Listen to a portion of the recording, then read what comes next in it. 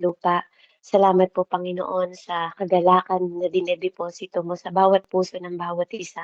Salamat, Panginoon, sa gawaing ito na pinagbubuklod mo, Panginoon, ng may kapayapaan, pagkakaisa, kagalakan, pag-ibig, Panginoon. At Lord, salamat sa pasasalamat ng bawat isa mula sa buhay ng aking kapatid na si Ate Rubilin, Panginoon, at kay Nanay Selina, Ama. Salamat po sa kasiyahan na nilalagay mo sa kanilang puso na bunga ng iyong banal na Espiritu, O Diyos. Salamat din sa lahat ng kanilang pasasalamat. Patuloy niyo nga po, Panginoon ko, palawakin pa, Panginoon, palalimin pa, Panginoon, at Lord, patuloy mo silang pagkalooban, Panginoon, ng pag-ibig, Panginoon, sa lahat ng gawain mo, Ama, sa mga nangyayari sa kanilang mga mahal sa buhay, sa kanilang buhay, Panginoon, Lord, maisama nila ang kanilang mga mahal sa buhay, Ama, and even ang mga kaibigan nila, Panginoon ko, salamat sa buhay ni Nikki, Panginoon, sa lahat ng mga bago, even kay Kuya Kix, Panginoon ko, na lagi mong inilalagay sa gawaing ito na nakakaranas, Panginoon, ng kapahingahan sa iyong mga banal na salita. Hayaan mo na ngayong gabi, Panginoon ko, na parangalan nawa ang iyong pangalan sa pamamagitan ng kanilang pasasalamat at hayaan mo na sa buhay ni Ate Nikki ngayon, maranasan niya, Ama, na makapakinig ng iyong salita, na magkaroon siya ng kapahingahan sa iyong salita, and even Lord, ang buong sambahayan nila, Panginoon, makaranas po, Panginoon ko, ng presensya mo sa gabing ito sa pamamagitan ng iyong banal na salita na maririnig niya, O Diyos, in the mighty name of Jesus. Haplusin mo po ang kanyang puso, haplusin mo po ang puso ng kanyang mga pamilya, haplusin mo, Panginoon ko, hallelujah, ang mga puso nila, Panginoon, na tumanggap na bukas, Panginoon, ang kanilang mga puso na parang lupa, na matabang lupa, na itanim ang butong ito, Panginoon, na maririnig nila hindi ang tinig ko, kundi ang tinig mo. Kasangkapanin mo lang ang buhay ko, Panginoon, at patuloy mo nawa ako, Panginoon, pagkalooban ng wisdom na nagmumula sa iyo, understanding at kalooban mo, Panginoon, na maganap, Ama, ang kapangyarihan ng iyong banal na salita, ang mamutawi sa aking mga bibig, Panginoon ko, at maitanim sa kanilang mga puso sa oras na to. Panginoon, huwag mong hayaang mabulok, Panginoon, ang butong ito at patuloy na mamunga sa bawat isa, Ama. Salamat, O Diyos, sa gabing ito na mararanasan ng bawat isa ang iyong pagyakap, ang iyong kalinga, Panginoon, ang iyong proteksyon, ang iyong pagmamahal, ang iyong kapayapaan, ang iyong kalwalhatian sa isang pangalan na aming Diyos na sinasamba sa Espiritu at katotohanan. Lord, tinatanggap ka namin na maging tagapagligtas, Panginoon, ng aming buhay at Diyos ng aming buhay mula ngayon, Panginoon, at magpakailanman. In Jesus' name I pray. Amen and amen. Hallelujah. Dalangin ko sa bawat isa na nakakaranas ng mga pagsubok sa panahong ito, sa oras na to, iisang tabi niyo muna yan at hayaan ninyong pakinggan ang mensahe ng Panginoon sa araw na to. So tayo po ay magsimula. So meron tayong last Wednesday po, pinag-aralan natin yung pardon, the interruption. Amen? So dito po, ito po yung second series na ginawa ko. Yung una nating series is about po sa nothing about this is random. So walang mga aksidente lang na nangyari. Ano po? Sa ating mga buhay na feeling natin interruption sa buhay natin. So this time, pag-uusapan naman natin sa week 2 natin yung pardon, the interruption. Ano po? This day, this Sunday ang pag-uusapan naman natin when faith breaks through. Okay? Yun po yung pinaka-title ko, no? Yung series natin ngayon is when faith breaks through. Okay? So dito, yung pinaka-key thought na nilagay ng Lord sa isip ko, amen, yung mga difficult ng buhay natin, 'di ba po, is not fruit of God absence. Kung nakakaranas kayo ng mga pagsubok sa buhay ninyo, kung nakakaranas tayo ng mga kahirapan, 'di ba, ng mga ang mga mga kabigatan, amen, hindi po ito proof that God is absent o wala siya sa detalye ng buhay mo o pinapabayaan ka niya. Resistance is not evidence of rejection. Amen?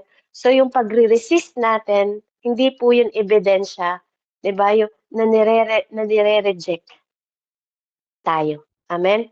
Minsan kasi kahit andun po yung Panginoon, nire-resist natin siya. 'Di ba hindi natin tinatanggap na way niya, even our difficulties is challenge yun sa buhay natin. Amen? So, akala natin interruption yon na gawa ng kaaway, puro kaaway na lang yung sinisisi natin, pero hindi. Sometimes God na po kahit nire-resist natin yung mga difficulties na yon, sometimes ang pinakamadaling paraan po is tanggapin natin, 'di ba? Na hindi yun ebidensya na nire-reject tayo ng Panginoon. Lahat ng mga pangit na nangyari sa buhay ninyo, it doesn't mean ni-reject tayo ng Diyos. Na-rape ka man, 'di ba? Inalipusta ka man, nilait ka man, um, alam niyo yun, ano ba, inano ka ng mga hindi mananampalataya, nire-reject ka ng pamilya mo, 'di ba? Those rejection naranasan din yun nila nila Tatay David, 'di ba? Pero hindi ibig sabihin po ebidensya yun na ni-reject sila ng Diyos. And sometimes, most of the time, nire-reject tayo ng tao pero hindi rejection yun sa Panginoon. So yun yung thought na dapat ipasok natin sa buhay natin ano na even ang mga alagad ng Diyos sa buhay ni Elijah, 'di ba? Pinaka mahusay na ni Tatay Samuel, 'di ba, mga propeta, 'di ba, nakaranas din sila Moises, nakaranas sila na almost sinasabi na nila sa Diyos, 'di ba po, na "Patayin mo na lang kami, kunin mo na lang yung buhay namin." 'Di ba? Ito yung ginagawa mo, ito yung nangyayari, kung ito lang yung mangyayari sa buhay namin, ba't di mo baguhin yung buhay namin? 'Di ba? Kaya kung nagbabasa po kayo at tinitingnan ninyo na kayo lang ang nahihirapan, guess what? Hindi kayo nag-iisa. Even yung pinaka-the best na mga the best sa paningin natin na mga propeta, but kasama yon. Part yun ng paglilingkod nila. Their difficulties become glorification sa pangalan ng Panginoong Diyos. Naranasan niyo na ba na isang damit lang ang sinusuot? Mahirap yun, lumalaki lang yung damit mo at lumiliit. Amen? Pero nangyari po yun sa Exodus. Naranasan mo na ba? Ikaw kapatid, kung iniisip mo na you are in difficult time ngayon, naranasan mo na ba na nag-aantay ka ng pagkain sa langit? Na mahulog, na sapat lang sa isang araw? Sino po nakaranas dito ng gano'n, 'di ba? Na nag-aantay ka na mahulog yung pagkain o may magbigay sa'yo, umasa ka na bibigyan ka ng isang tao ng pagkain para lang maka-overcome ka o para ma-pass through lang yung isang araw mo. Siguro po kahit papaano hindi pa kayo dumating sa point na 'yan. So you're still blessed, 'di ba po? And kahit dumating sila sa point na 'yon, 'di ba? Dumating na ba sa'yo na last meal mo na lang, na inaantay mo na lang na mamatay na 'yung anak mo? Ate Jane, naranasan mo na ba na last meal niyo na lang? Inaantay mo na lang na bukas mamatay na 'yung anak mo? Naranasan niyo na po ba 'yon para sabihin ninyo na nasa sobrang difficulty na kayo ng buhay ninyo ngayon? Kasi po may isang balo sa Bible na nag-aantay na lang siya ng last meal na pinag-usapan natin last Friday. Papakain na lang niya yung last meal na yon. Ayon na hindi niya ibibigay kay Elijah para panoorin yung anak niyang mamatay. Andun ka na ba sa point na yon, Ate Jane? Siguro po wala pa. Amen? Para po maranasan ninyo, 'di ba, na sobrang hirap niyo na ngayon. Amen? Let's have heart of gratitude. Let's have heart of gratitude po. Wala pa tayo sa gano'n. Wala pa tayo sa gano'n, Ate Joy. Amen? Ate Rubilin. Ate Nikki. Amen? Kuya Fred. Kumakain pa tayo ng 3 beses isang araw. Siguro po may merienda pa tayo. Amen? May supper pa po tayo. Wala pa tayo sa point na nag-aantay na lang tayong mamatay yung ating mga mahal sa buhay dahil walang kakainin. Pero may mga kwento na nag-glorify yung pangalan ng Diyos dahil nagtiwala sila. Amen? Kamusta po tayo? Alam niyo sa panahon na dumadaan tayo sa pagsubok, dun nakikita kung anong foundation natin. Kung totoo ba na nagtitiwala tayo sa Diyos o totoo na meron tayong ibang pinagkakatiwalaan bukod sa Diyos. Amen? Kaya tayo napapagod, kaya tayo nauubos. It's normal po, walang masamang mapagod. Everyone napapagod. May kapaguran po ang bawat isa. We are limited. Pero wala pong masamang magpahinga. Even God itself nagpahinga siya sa ikapitong araw. Amen? So praise God. So yung core truth dito, yung pinaka-core, di ba yung mata natin, sabi ko nga po, yung core, yung pinaka-ano ng cornea natin, yung pinakakaloob-looban o kalaliman ng katotohanan, that some of the thing God is most committed in our life will require more than convenient. Amen? Hindi ka lang po dahil sa convenient ka, kaya ka sumusunod sa Diyos. Most of the time ng buhay mo, sa pinaka-difficulty ng buhay mo na kinukumit mo sa buhay mo, na hindi lang sa convenient ka. Even sa mga consequence ng pagkakamali natin, nandun ang Diyos. Amen? Most of the time, nandun siya. Kahit nagkamali ka, nandun siya. Kaya nga sinabi ng Panginoon that all things work for good to those who love Him. Sa lahat ng may purpose. Amen? Kahit na maling desisyon yan, sasamahan ka pa rin ng Diyos. Kahit na nga, permitted will yan eh. 'Di ba? Permitted will yan na pinermit niya na will mo, pero tinupad pa rin ng Panginoong Diyos kasi gusto mo eh. Amen? Sasamahan ka pa rin niya. Hindi dahil convenient.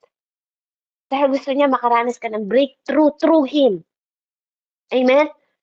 Na kahit na kahit na mali ang desisyon mo, na kahit na nakakaranas ka ng difficulties, you can pray. Malaya ka manalangin.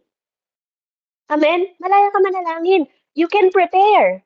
Amen? Malaya kang maghanda and you can position yourself and ask for guidance still sa Panginoon na yun. Pwede ka parang humingi ng guidance sa Kanya kahit na nasa difficulties ka. Pwede mo pa rin i-position sa sarili mo ng receiving ng blessing at iprepara habang nananalangin. But still, kapatid, and still experience. Na po, kahit na nananalangin ka, naka-prepare ka, naka-position yung sarili mo, at nagsasabi ka ng guidance sa Panginoon, still, pwede mo pa rin ma-experience ang walang access, walang opening door, walang movement, at walang space. Kaya nga minsan, resistance can feel like rejection. Pero, just because it didn't open easily, hindi dahil hindi to madaling buksan, it doesn't mean God is not in it deeply. Amen? Hindi ibig sabihin, hindi to madaling buksan, wala ang Diyos sa pinaka-kailaliman nun o sa pinaka-ending ng istorya na yon ng buhay mo o ng very difficulties life mo. Dahil maraming patotoo, amen, na nagpatotoo na wala silang nagawa kundi magtiwala lang sa Diyos na Diyos ang talagang gumawa ng lahat ng iyon. Kaya nga, kung palagay natin, it's been harder, 'di ba, than you expected. Akala ko madali sumunod sa Diyos. Akala ko magaan lang yung pagsunod sa Diyos. Ibig sabihin, may mas higit pang mahalaga at dapat natin pahalagahan more than you realize. Amen? Kung bakit. So samahan niyo po ako, tayo po'y dumako sa Mark 2:1 hanggang 12. Sabi po dito, pinagaling ni Jesus ang isang paralitiko. Pagkalipas ng ilang araw, bumalik si Jesus sa Capernaum at kumalat ang balitang siya'y nasa bahay. Nagkatipon doon ang napakaraming tao kaya't halos wala nang mapuwestuhan kahit sa labas ng pintuan. Habang nangangaral si Jesus, may dumating na 4 na taong may dalang isang paralitiko. Hindi nila mailapit ang paralitiko kay Jesus dahil sa dami ng tao. Kaya't binakbak nila ang bubong sa tapat niya at binaba ang paralitikong nakaratay sa higaan. Nang makita ni Jesus kung gaano kalaki ang kanilang pananampalataya, sinabi niya sa paralitiko, "Anak, pinatawad na ang kasalanan mo." May nakaupo roon ilang tagapagturo ng kautusan na nag-isip ng ganito, bakit sila nagsasalita ng ganoon? Nilalapastangan niya ang Diyos. Hindi ba't ang Diyos lamang ang makakapagpatawad ng kasalanan? Alam ni Jesus ang kanilang iniisip, kaya't sinabi niya agad, bakit kayo nag-iisip ng ganyan? Alin ba ang mas madali? Ang sabihin sa paralitikong pinatawad na ang mga kasalanan mo o ang sabihin tumayo ka, bitbitin mo ang iyong higaan at lumakad ka? Ngunit, upang malaman ninyo na ang anak ng tao ay may kapangyarihan dito sa lupa na magpatawad ng mga kasalanan, sinabi niya sa paralitiko, tumayo ka, buhatin mo ang iyong higaan at umuwi ka na. Tumayo nga ang paralitiko habang nakatingin ang lahat. Kaagad niyang binuhat ang kanyang higaan at umalis. Kaya ang lahat ay nagkaroon, kaya ang lahat ng naroon ay namangha. Sila ay nagpuri sa Diyos at sinabi nila, kailanmay hindi pa kami nakakita ng ganito. Purihin ang salita ng Diyos. So, sa kwento po na ito, makikita natin yung house daw po ay full. 'Di ba? Punong-puno na. Wala nang halos matayuan. There's no standing room, sabi doon. At si Jesus po ay nagtuturo at ang mga tao ay nakikinig. Amen? At hanggang habang nakikinig sila, yung dirt po, nag-starting ng falling, 'di ba? Nalaglag yung dust doon sa ibabaw ng ano, kasi yung mga bahay nila noon gawa po sa ano, sa lupa. Gawa sa alam niyo po yung mga mud sa putik, 'di ba?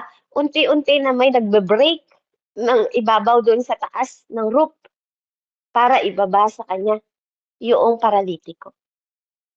Amen?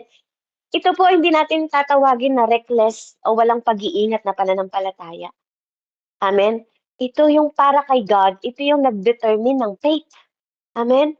Para sa kanya, ito yung pananampalataya na kahit anong balakid, kahit anong sitwasyon, amen? Kahit pa gaano katigas yung lupa na yun sa ibabaw, imagine niyo po kung gaano kakapal yun, no? Binabakbak nila para lang mailapit kay Jesus Christ, yung kanilang kaibigan. Amen? At kung maririnig ninyo, maliit lang na tahanan yung pinuntahan ni Jesus Christ, hindi malaking tahanan. Binabakbak yun ng mga kaibigan niya, shoulder to shoulder, yung paralitiko. Kasi wala naman siyang magagawa para sa sarili niya eh. Amen? Kaibigan po ang nagbabakbak. Amen? Minsan akala ninyo walang nananalangin para sa inyo. And minsan, yung isang kaibigan na binabaliwala ninyo. Amen?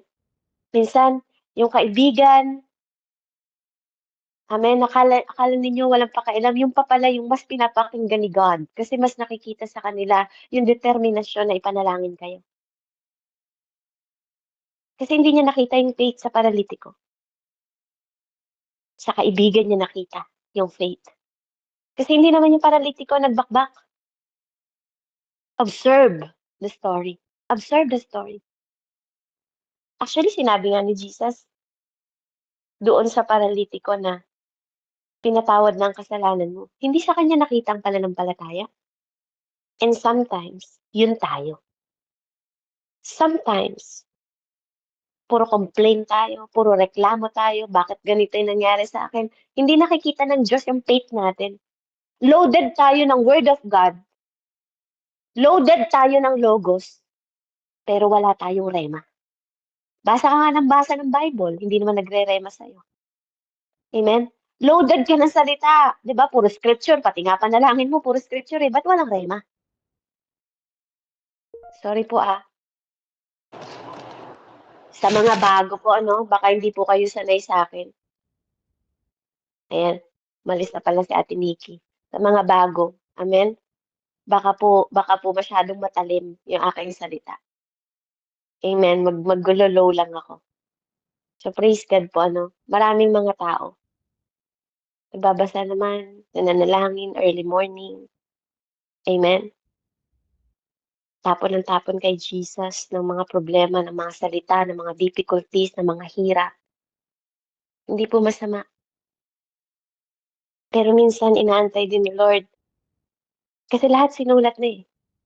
Sabi ko nga sa inyo, lahat nilatag na ng Lord sa harapan natin. Sometimes ang inaantay na lang ni Lord, magrema to sa buhay natin. Magmanifest yung salita sa buhay natin. Kaya minsan hindi maganda na puno ka lang ng logo. Puno ka lang ng salita. Loaded na loaded ka, pero wala namang rema sa buhay mo. Amen? Sinasabi mong Diyos siya, pero di ka naman naniniwala sa pangako niya. Di ba? Paano natin sinasabi na Diyos siya? Amen? Pero itong mga tao na to, minsan lang nila narinig. Di ba? Minsan nila narinig na nagpagaling si Jesus Christ. At hindi nila sinayang yung panahon na yun. Nag-take risk sila. Sinundan nila si Jesus kung saan nagpunta si Jesus. Di ko nga alam kung gaano kalayo yung nilakad nila. At kahit wala ng kaparaanan, gumagawa sila ng kaparaanan. At wisdom na nakita nila ibabaw. Di ba? Nung small house na yun. Amen? So, hindi siya reckless faith. Yung home na napakaliit, shoulder to shoulder, binuhat nila yung kanilang kaibigan. Ito yung pinaka-messy na interruption na ginawa nila. Di ba? Interruption to para sa mga taong nakikinig. Interruption to, 'di ba, sa mga tao na halos hindi na sila magkasya para lang pakinggan si God. But sometimes, faith lead, 'di ba? Ang faith natin ang nagli-lead sa atin sa mess before it leads to miracle, 'di ba? Sometimes yung faith kailangan may ma-break. Minsan sa buhay mo, minsan sa akin, minsan sa'yo, minsan sa pamilya mo, minsan sa kaibigan, minsan sa apo mo, sa anak mo. Amen? Sasaktan ka nito eh, para makita, 'di ba? Yung mess. Sometimes ikaw yung binabasag ng faith na 'to para makita mo yung miracle sa buhay mo. So eto po yung tatlong lesson from the interruption. First, number one, faith refuses to access. To accept, sorry po. Faith refuses to accept. Amen? So sometimes, tinatanggi natin na faith, 'di ba, ay nire-refuse po na tanggapin. Ito yung panahon na iniisip natin no access, sa madaling salita. Kasi feeling natin nire-refuse yung ating faith. Dasal ka naman ng dasal. Hiling ka ng hiling. Amen? Hingi ka ng hingi. Umaasa ka sa kanya, 'di ba? Na feeling mo no access. Pero kung makikita natin sa Mark 2 verse 5, sabi dito, nang makita ni Jesus kung gaano kalaki ang kanilang pananampalataya, sinabi niya sa paralitiko, nang makita ni Jesus kung gaano kalaki ang kanilang pananampalataya po yung mga kaibigan. Amen? Sinabi niya sa paralitiko. Sa kaibigan niya nakita yung pananampalataya, sinabi niya sa paralitiko, anak, pinatawad ng kasalanan mo. Amen? Siguro sa tagal niyang paralitiko, hindi man siya naniniwala eh. Kasi pakiramdam niya, wala naman ang access talaga. But when God see their faith, 'di ba? Hindi niya narinig yung faith nila. Ang faith po hindi naririnig. Amen, mga kapatid. Ang faith po, ang pananampalataya po hindi naririnig. Nakita ni Jesus. Hindi sinabi ng mga nagbakbak ng bubong, 'di ba? Pakinggan mo ang aming pananampalataya, Jesus, pakinggan mo, hindi. Kasi ang pananampalataya nakikita sa kilos mo, nakikita sa galaw mo, hindi sa salita mo. Amen? Hindi po sa salita, may faith naman ako kay God, eh, yung mga nagsasalita po, may pananampalataya naman ako sa Diyos, hindi po pinapakinggan ng Diyos ang pananampalataya. Lumalabas po yan na kusa. Nakikita ng Diyos sa gawa natin, sa kilos natin, kung totoo tayong nananampalataya. Kahit pa maglupasay ka, kahit pa mag-umiyak ka, hindi natin mapapakilos ang Lord sa ating emosyon. Amen? Huwag po nating tingnan si God. Yes, God have compassion, pero ang faith po nagsho-show po sa action. Para siyang love. Nagmo-move po si God na pi-please po natin siya because of our faith, hindi po sa sinasabi ng bibig natin, kundi sa nakikita niya. Kaya nga, when Jesus saw their faith, hindi po here they faith, their faith. Amen? Hindi po here, hindi po here. Jesus saw. Magkaiba po yun. Yes, ang pananampalataya, nabubuo po hearing by hearing the word of God. Dapat kasi nakikilala natin, the more na naririnig natin ang salita ng Diyos, nakikilala natin yung pagka-Diyos niya ng malalim habang pinapakinggan natin ang salita niya. Pero ang faith po, ang Diyos ang nakakakita. Kung nagre-rema ba yung logos na pinakinggan natin ng paulit-ulit habang nakikinig tayo ng kanyang salita ilang taon na. He didn't hear the faith. He saw it. Amen? They carried. Dinadala nila. They carried the faith. They climbed. They opened. They lowered. Amen? Binuhat nila. Inakyat nila. Binuksan nila at binaba nila yung paralitiko sa harap ni Jesus. That is faith. Yun yung mga patotoo kapatid na hindi lang sinasabi mo na may pananampalataya ka sa Diyos, dapat dala-dala mo yun. Na kahit ano pang akyatin mo, bundok, paakyat man o pababa, pagdating sa harapan ni Jesus, naghahambol ka, Lord, ito.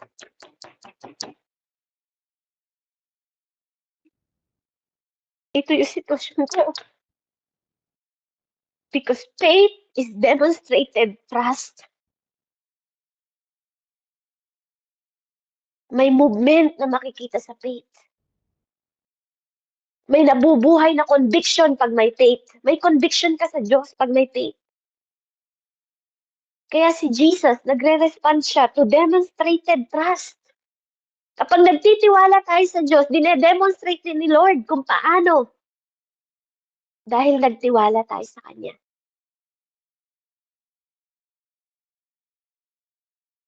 Amen?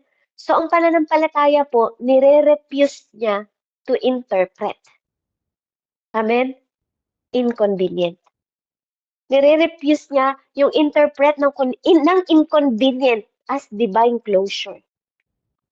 Amen? Amen? So, ang faith po, sa panahon na inconvenient tayo, dun po dapat yun lumalabas. Hindi sa panahon lang na convenient tayo. Ang faith po, hindi niya nire-refuse. Hindi niya tinatanggi na may mga paghihirap, na may mga difficulties, but sinasarado niya. 'Di ba? Yung thought na hindi siya makakalagpas dito, sinasarado niya yung thought na naniniwala ako sa pangako ng Diyos kaysa sa problema na 'to. Amen? Kasi meron siyang divine, meron siyang insight, 'di ba? Na nakita sa karakter ni God.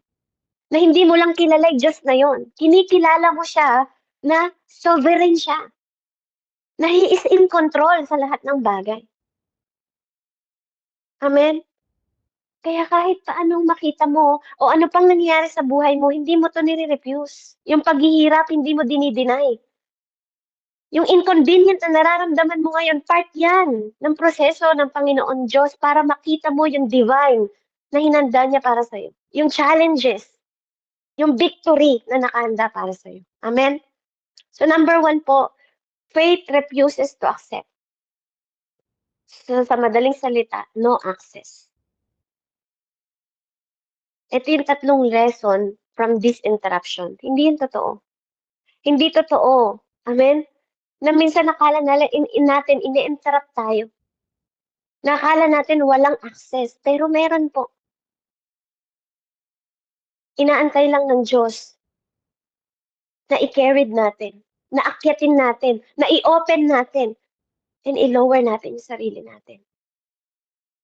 Kaya lang minsan kasi kinakaya natin, eh. Kaya ko 'to, magagawan ko pa ng paraan. Amen? Iba yung way natin, 'di ba? Hanggang maubos tayo, saka tayo hihingi ng tulong sa Kanya. Dine-demonstrate natin na nagtitiwala sa sarili natin imbes na i-demonstrate natin na nagtitiwala tayo sa Kanya. Amen?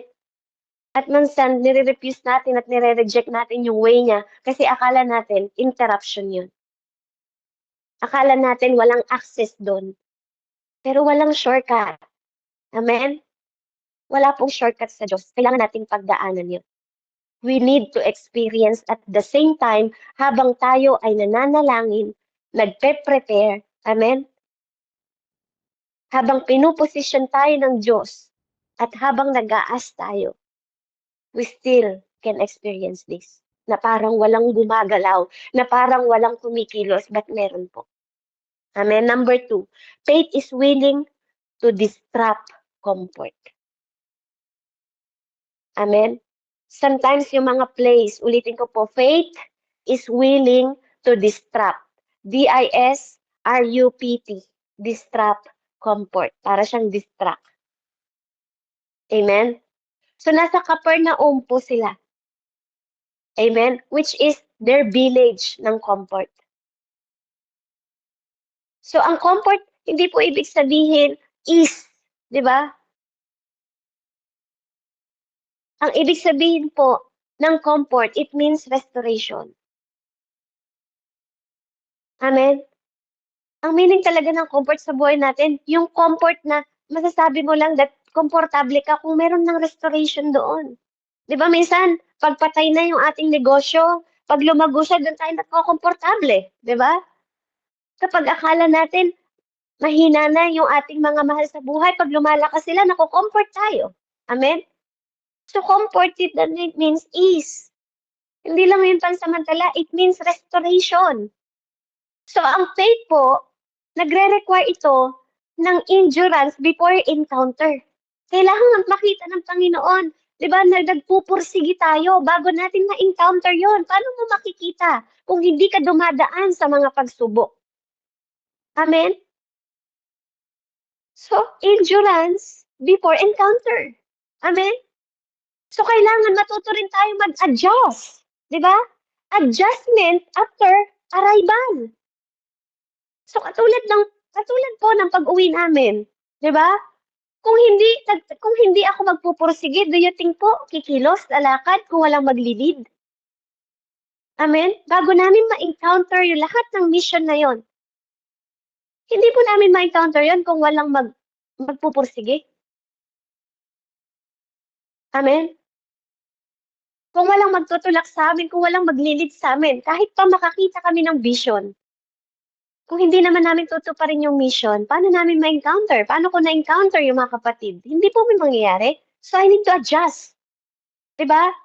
Para maka-arrive ako sa gusto ng Panginoon na marating ko, kailangan ko hakbangan with faith. Amen? Sinasabi ko to kasi ito po yung na-encounter ko. So, ang better question sa bawat isa sa atin, why is not this easier? Bakit, 'di ba? Bakit hindi gano'n kadali?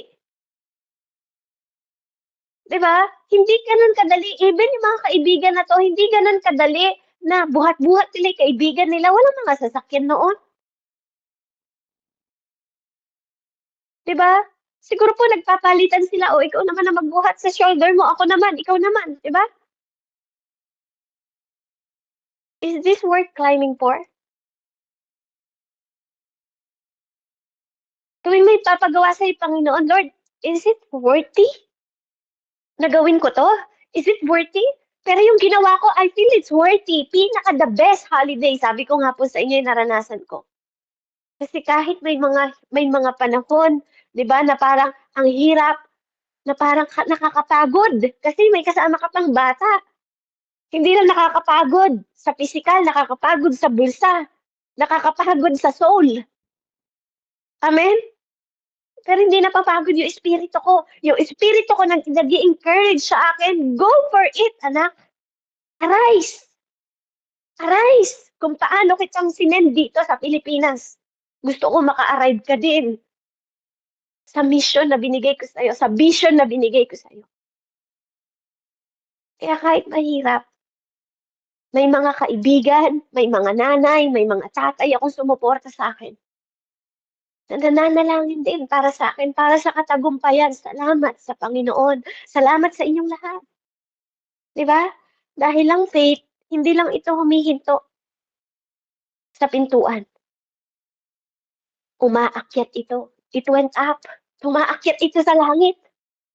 Umaakyat ito sa pintuan ng langit habang nananalangin kayo para sa'min. Habang nananalangin ang bawat isa sa atin, yung faith ng bawat isa umaakyat sa pintuan ng langit. Pagtagumpayin mo sila, Panginoon. Pagtagumpayin mo ang misyon na yun, Panginoon. Samahan mo sila, Panginoon. Kaya kami nagtagumpay lahat. Kasi yung mga faith ninyo, faith ng bawat isa, nagsama-sama po yun para matupad yung lahat ng mga mission at vision na nilagay at dineposito ng Panginoon sa atin. Amen? Para maranasan din natin yung kabutihan ng Panginoon. Number 3 po, because faith didn't stop at the door. It went up. Amen? Umaakyat po ang pananampalataya. Akala mo lang wala, pero umaakyat po siya. Parang espiritu yan. Umaakyat siya, naririnig ng Diyos kahit nakaupo siya sa trono niya. Number 3, faith knows what only God can do. Mas alam ng pananampalataya mo kung ano ang kayang gawin ng Diyos. Number 3, faith knows what only God can do. Amen? So when Jesus said, your sins are forgiven, doon sa paralitiko, nag-react yung mga pari, di ba? Nag-react yung mga scribe. Sabi doon, only God forgiven sin. Ang Diyos lang ang nakakapagpatawad ng kasalanan. Bakit nila sinasabi yun? Sabi ng mga mga pari na nag-aaral ko ng salita ng Diyos, pero walang manifestation. Puro logo, puro salita, puro aral ng Bible, pero walang gawa. Walang pananampalataya. Basa ng Torah, pero nung dumating si Jesus, na-miss nila. Kaya tinanong sila ni Jesus, which is easier to say? Your sins are forgiven or get up and walk. Amen? Minsan po yun yung tanong ng Panginoon sa atin. Minsan, ayaw nating maniwala sa kayang gawin ng Diyos. Kahit pa napakapangit ng buhay natin, minsan, ayaw nating maniwala na kayang gawin, i-redirect ng Diyos yung buhay mo na pangit, i-realign ng Diyos yung buhay natin na pangit. Patawarin tayo sa mga kasalanan natin kahit pa gaano kabigat o gaano kapangit. Dahil sabi ng Panginoong Diyos, walang kasalanan na hindi kayang hugasan ng kanyang dugo. Name it kung anong mga kasalanan ninyo. Anong pinakamahirap? Isipin ninyo mga kapatid, no? Pag ikaw, meron salita ng Diyos sa word niya, gawin mo na yung pinakamadali. Itira mo sa kanya yung pinakamahirap.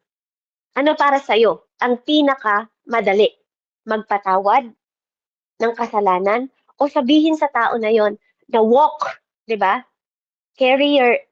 Dali mo yung higaan mo at maglakad ka. Pagalingin siya sa kasalanan. Parehong mahirap 'yon. Pero mamili ka. At siya yung gagawa ng hindi mo kayang gawin. Kung hindi mo kayang magpatawad, ibigay mo sa kanya, kaya niya magpatawad. Kung hindi mo kayang magpagaling, ibigay mo sa kanya kasi kaya niyang magpagaling. Which is easier for you. Tinatanong ka ng Diyos. Ako tinatanong ng Diyos, anong pinakamadali sa'yo? Magpatawad o magpagaling, mamili ka. At yung hindi mo kayang gawin, siya yung gagawa. Tutulungan ka niyang gawin. Kung hindi mo kaya. Maaaring may mga nakagawa sa'yo ng napakarahas, walang kapatawaran na kasamaan. Pero God can forgive. Kahit yung paralitiko na yun, hindi humingi ng tawad. Di naman siya humingi ng tawad eh. Pero yun yung kayang ibigay ng Diyos. Hindi naman kailangan ng mga tao na nakagawa ng kasalanan sa atin na humingi ng tawad sa atin. Hindi kailangan yun, hindi sinabi ng Diyos na antayin niyong humingi ng tawad yung mga nakasakit sa inyo bago niyo patawarin. That's not the rule of God. Sabi ng Diyos, mahalin mo yung kaaway mo, patawarin mo lahat na nagkasala sa'yo. Yun yung sabi ng Panginoong Diyos, utos yun sa atin. Hindi niya sinasabi na pag humingi sila ng tawad, saka mo lang patawarin. Kasi yung paralytic, hindi ba siya humingi ng tawad sa Diyos eh. Pati Panginoon, patawarin mo ko. Hindi, nung binabasa, ano lang siya, nakahiga lang siya. Siguro nakatingin lang siya kay God. Pero dito pinatunayan ng Panginoon na kaya ko magpatawad ng kasalanan. At kaya ko ring magpagaling. Kasi yun yung mission niya sa mundo. Ang mission niya sa mundo, patawarin. Patawarin tayo. Siya yung maging makasalanan para maging malinis tayo. Yun yung mission niya. Amen. Hindi yung tayo tingin tayo ng pagkukulang ng iba, tingin tayo ng kapintasan ng iba, tingin ng pagkakasala ng iba. Hindi natin trabahong tumingin sa iba. Ang trabaho natin magpatawad. Ang trabaho natin magpalinis, mag-humble sa Diyos. Amen. Kaya sabi ni God, dito, di ba? Which is easier to say. Ano bang mas madaling sabihin? Your sin are forgiven or get up and walk. Kasi dito, yung kagalingan pinatunayan ni God. Amen? Yung kagalingan was the proof na kaya niyang gawin, na magpatawad at kaya niya ring magpagaling. Yung kaibigan dito, kaya nilang buhatin yung kanilang kaibigan. Kaya nilang iakyat yung kanilang kaibigan. Kaya din nilang buksan yung roof, bakbakin yung roof ng bahay na yon. But they could not forgive him. Hindi nila kayang patawarin yung kanilang kaibigan dahil hindi naman nila alam kung anong kasalanan ng kanilang kaibigan, but alam ng Diyos. Ginawa nila yung kaya nilang gawin para sa kaibigan nila. Sometimes ganun tayo. Kaya kitang tulungan. Sa biyaya ng Panginoon Diyos, kaya kitang tulungan. Amen? Pero may panahon na ilapit mo rin sarili mo. Diba? I-humble mo rin yung sarili mo sa Panginoong Diyos. Kasi, kung makikita ng Diyos yung pananampalataya natin, yung faith does everything it can. Kasi kapag nagmamahal tayo sa mga kapatid natin, sa mga kaibigan natin, ginagawa naman natin lahat ng panalangin na pwede nating gawin. Diba? Kasi faith does everything it can. Magagawa ng faith lahat ng pwedeng gawin sa atin ng faith. And then, i-recognize what it cannot. We can show up. We can pray. We can carry. Diba? Kaya natin buhatin. Kaya din natin i-persist. Amen? Kaya natin lahat gawin yan eh. Diba? Kahit tayo, kaya natin gawin. Pag nagmamahal ka, magagawa mo yun. Kasi may pag-ibig ka na galing sa Panginoon. But only God can forgive. Only God can restore. Only God can command life. Amen? Ang Diyos lang po ang makakapagpatawad. Kaya nga kung nasa Panginoon tayo, sabi ng Panginoon ha, di ba? Kung nasa Panginoon tayo ha, lahat ng papatawarin mo, papatawarin niya. Kung nasa Panginoon ka, lahat ng tatalian mo dito sa mundo, tatalian sa langit kung nasa Panginoon ka. Kasi siya lang ang kaya makagawa noon. Amen? Nagagawa nating magpatawad. Kasi nararanasan at ikabutihan niya, kaya tayo nagpapatawad. Amen? Na-restore tayo kasi naranasan natin ma-restore sa Kanya. Kaya nagre-restore din tayo ng iba. Amen? We command life kasi naramdaman natin magkaroon ng bagong buhay sa Kanya. But only God can do that. Only God can forgive. Only God can restore. Only God can command life. Ang Diyos yun. Siya po ang gagawa. Kaya wala pong mahirap kung ipoposisyon natin yung faith natin. Kaya nga yung faith, yung pananampalataya natin, position us. Pinoposisyon tayo ng pananampalatayang ito. Kasi sa pananampalatayang ito, dito natin mapi-please yung Diyos. 'Di ba? Because God does what only He can. Siya lang, tanging siya lang. But yes, He can, 'di ba? He can. Kaya niya pong gawin lahat. Kaya anuman ang bagay o difficulties natin na nangyayari po sa buhay natin ngayon. Amen? When faith breaks through. Amen? Kaya anuman yung difficulties mo ngayon, kaya po yun i-break ng Diyos. Kung mananampalataya lang tayo sa Kanya, hayaan natin yun ang umangat papunta sa Kanyang throne. Na naniniwala tayo na kaya niyang gawin. Na kaya niyang basagin po lahat ng mga ating pinagdadaanan. Pero hindi ibig sabihin kailangan magkaroon tayo ng shortcut. Kailangan nating pagdaanan at kailangan makita ng Diyos yung pananampalataya natin, hindi lang po yung sinasabi natin. Amen? Dahil ang faith po may proof. May proof po ang faith. Amen? Nakikita po ang faith, hindi naririnig. Amen? Kaya ang Diyos po ang sumisiyasat sa bawat isa sa atin. Kung bakit tayo nananagumpay, ang Diyos din po nagpapatagumpay sa atin. Kaya purihin po ang Panginoon ngayong gabing ito. Nananampalataya po ako na magbibigay ito ng encourage sa bawat isa sa atin na mapagtagumpayan natin. Amen? Yung lahat po ng pinagdadaanan natin. Kasi kasama to sa proseso para i-humble tayo, i-lower tayo. Habang umakyat tayo, pagdating natin sa harapan ng Diyos, i-lower tayo ng Diyos, i-humble tayo sa amo natin. Amen? Sa mga tao sa paligid natin. Amen? Sa lahat na nangyayari sa buhay natin. Lagi tayong matagpuan ng Diyos na hinahumble natin yung sarili natin. Na tinatanggap natin yung mga difficult na to, umakyat man tayo, di ba po? Bumaba man tayo, kasi walang diretsyong daan sa Diyos. Maniwala kayo, pansinin nyo lahat ng kwento, hindi po yan puro diretsyo. Lahat ng kwento sa Bible, up and down, up and down, up and down. Even God itself, even yung bugtong na anak po, hindi masarap. Amen? Pero doon din niya naranasan yung katagumpayan. Naging mananagumpay siya dahil tiniis niya lahat ng paghihirap. Naging mananagumpay siya dahil inako niya yung mga kasalanan natin. Naging mananagumpay siya dahil nanampalataya siya sa Diyos Ama. Andun yung obedient niya, andun yung pagsunod niya. Habang tinuturuan siya ng Panginoong Diyos, nanagumpay siya dahil sinamahan din siya ng Espiritu Santo at ikaw ganun din. Kaya ka nananampalataya ngayon, kaya excited ka, kaya sabik ka.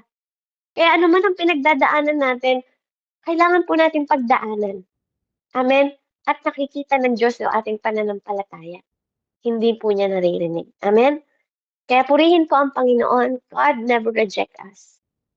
Nire-restore niya tayo. Pinoproseso lang po tayo ng Panginoon. Purihin po ang Diyos. Let's pray. Heavenly Father, in the mighty name of Jesus. Salamat po, Panginoon, that hindi po interruption ng lahat ng difficulties namin sa buhay namin. Natanda po ito, Panginoon, ng katagumpayan na handa sa bawat challenges, Panginoon, na pinagdadaanan namin, nandun ka. Sa most difficulties ng buhay namin, sa pinaka-lower down ng buhay namin, even sa panahon na halos maparalyze na kami sa problema, hindi na kami makaisip na mga bagay na pwede namin gawin, nandun ka. Because you are the only God that can do things na hindi namin kayang magawa. Kaya maraming salamat, Panginoon, na sa araw na 'to pinapaalala mo sa amin na hindi interruption ng kahirapan, hindi interruption ng kasakitan, hindi interruption ang lahat ng mga pagsubok, hindi interruption, Panginoon Lord, ang mga balakid na nararamdaman namin sa paglakad namin patungo sa'yo. Panginoon, dahil Lord, nagtatanda lang ito, Panginoon, nakasama ka namin sa bawat yugto ng aming buhay, sa bawat detalye ng aming buhay, sa bawat daan ng aming buhay, Panginoon. For you are God na nagbibigay ng way sa bawat isa sa amin. For you are God na nagbibigay ng buhay sa bawat isa sa amin. For you are God na nagbibigyan ng direksyon sa buhay namin. For you are God, Panginoon, na nagpapatawad sa lahat ng kasalanan namin. For you are God na nagbibigay, Panginoon, ng pananampalataya sa bawat isa sa amin, O God. Salamat sa gabay patnubay ng iyong banal na Espiritu, Panginoon, na nagpapalakas sa panahon na kami mahina, Panginoon. Salamat sa iyong mga salita na nagre-rema, Panginoon, sa aming mga buhay na mag-manifest ito, Panginoon. At salamat sa iyong banal na salita na nagbibigay ng final word sa amin, Panginoon, na ang pangako mo ay established mula sa lupa hanggang sa langit, Panginoon. Kaya maraming salamat, O Diyos, sa araw na to. Salamat sa buhay, Panginoon, na ganap at kasiyasiyan na mararanasan ng bawat isa sa amin dahil sa pananampalatayang makikita mo sa aming mga buhay habang kami lumalakad, Panginoon, na ikaw din mismo, Panginoon ko, ang may kaparaanan na magbibigay sa amin dahil walang pagsubok na higit sa aming mga limitasyon na hindi namin makakayanan dahil tapat kang Diyos na magbibigay ng kaparaanan sa bawat buhay ng bawat isa sa amin. Salamat po, Ama, sa araw na to. Salamat po, O Diyos, sa pangalan ni Jesus na aming Diyos na tagapagligtas, sa ngalan ng Diyos, Ama, Anak, at Espiritu Santo. Amen and amen. Purihin ang Panginoon.